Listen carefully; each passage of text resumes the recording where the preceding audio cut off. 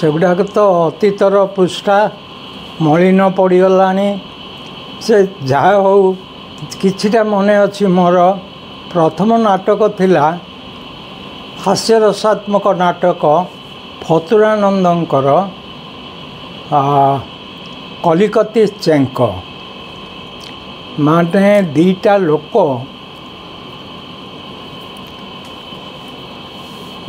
लोकों को धरी बिछा मंत्र बिक्री करवा लोक सेटा अभिनय थिले गोलक महांती आउ गोटाए तार चेला है रवि मिश्र आउ गोटे चेला है विराज दास ए तीन जन जाक बहुत भल आर्टिस्ट बहुत भल आर्टिस्ट आउ से कि तो मुझे मोर पॉपुलारिटी आसी से नहीं के से माने जेमिति श्रृंखलित थिले अभिनय भी सेया आउ सेटा तो फतुरानंदंकर लेखा आउ तापरे घर कथा होची स्वरूप नायक जे कि एकाधार रे जड़े म्यूजिक डायरेक्टर निजे भी गीत गाती एवं लेखक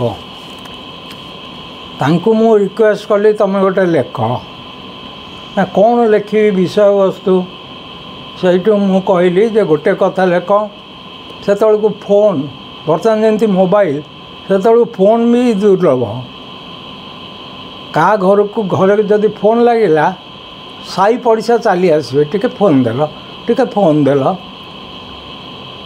तेणु से विरक्त होकरी लास्ट को गोटाए डबा रखुची कणा कर देकी पैसा देकी जीवे गला बेले पैसा देकी जीवे सेटा प्राय 10टा एपिसोड है माने लोक हसी हसी बेदम तांकर भी बुद्धि को मानिबा को पड़िबो नुआ नुआ आइडिया एमती तैयारी करती सेटा होची मोर सेकेंड ये ता गुरु थिला अद्भुत ना थरे परीक्षा करी देखंतु ना सेटा बहुत पॉपुलर होइतिला सेटा लिखिथिले कवि प्रसन्न मिश्र तार स्टोरी एकदम नुआ गोटे झील जनक घर को पशि आसुची सेटा पुष्पा पंडा करितिला पशि आसुची सेठो बेल शुणिकी जड़े महिला घर मालिकाणी कबाट खोलुचंत से पशि आसुची से सोफारे बसी जाउची तांको कहउचंती जे आज्ञा बसंतु टिके कथा होचे आज्ञा फाइलटा रखंतु से आश्चर्य के अनौचंती किए झील पशि आसला कौन फाइल देलानी ए फाइलटा रखंतु एठी मोर सबू डिटेल्स अच्छी मो ना गाँ बापा कौन करती मु केते जाए पाठ पढ़ी मोर ब्लड ग्रुप कौन सबू एथिरे अच्छी जदि ठीक मने करिवे दयाकरी आपण को पुओ संगर मोर बाहागर करिवे माने डायरेक्ट कैंडिडेट आसी पचर हाँ कैंडिडेट सर नुआ आइडिया पूरा राइट तापरे सेटा धीरे धीरे तांको घर भितर विभिन्न प्रकार सृष्टि होची किए झील जानी न जानी ताको काहींकी प्रश्रय देल तापरे सी पुणी बारंबार आसूची यही भाया मु संक्षेप कहीदेली 10टा एपिसोड चलला आउटा बहुत लोकप्रिय होता तापरे कोमल गांधार नाई कोमल गांधार हूँ मोर लास्ट एवं सेटा मु बहुत सुविधा पाई आमर जो डायरेक्टर माने थिले से माने बहुत मते सुविधा भी जोगई दौले आउ कौन भल नाटक करते मोर तो मन पड़ूनी ଆହୁତି ଆହୁତିଟା ଲେଖିଥିଲେ ରମେଶ ପାଣିଗ୍ରାହୀ। ଗୋଟିଏ ମାନେ ସେଟା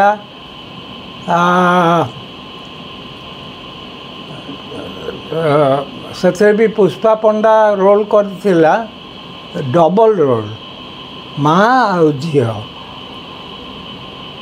ସେ ଘଟଣା ଗୁଡ଼ାକ ମୁଁ ଭୁଲି ଯାଉଛି। ସେ ଟିକେ କଠୋର ପ୍ରକୃତିର ଲୋକ ଥିଲେ।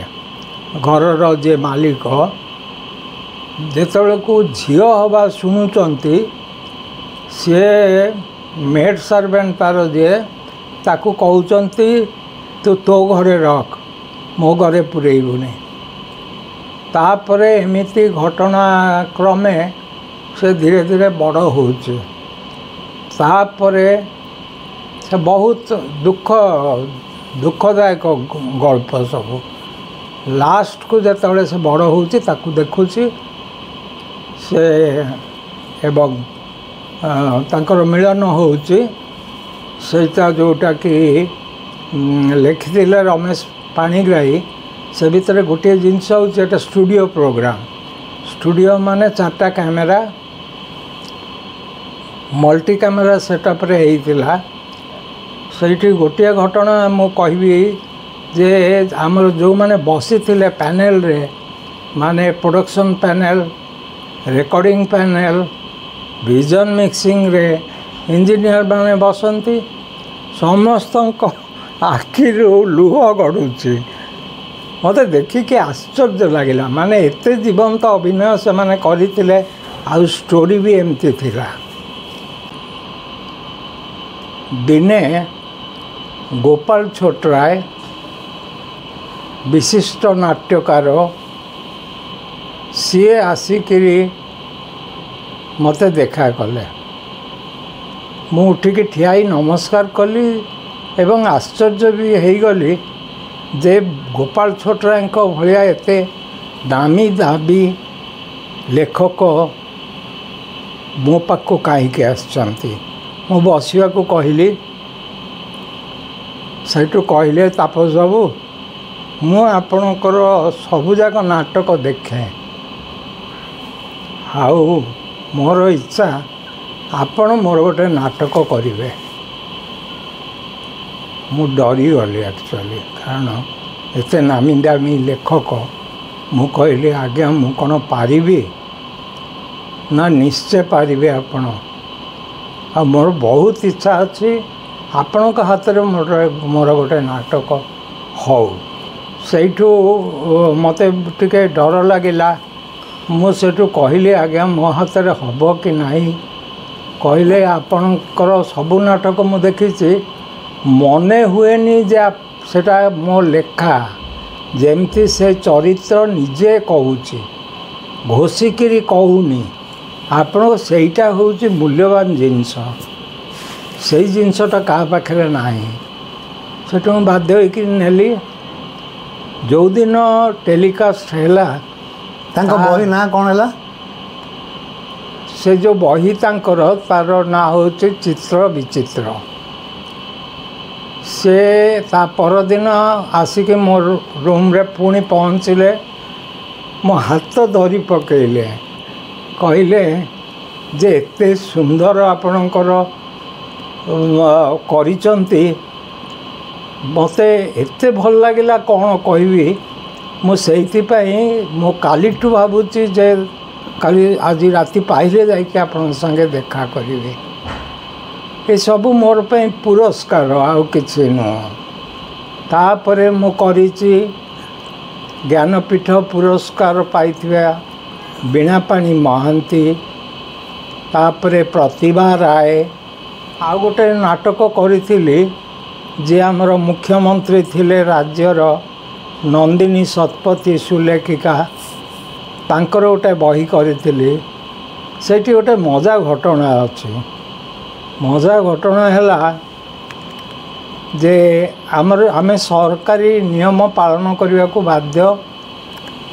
ତେଣୁ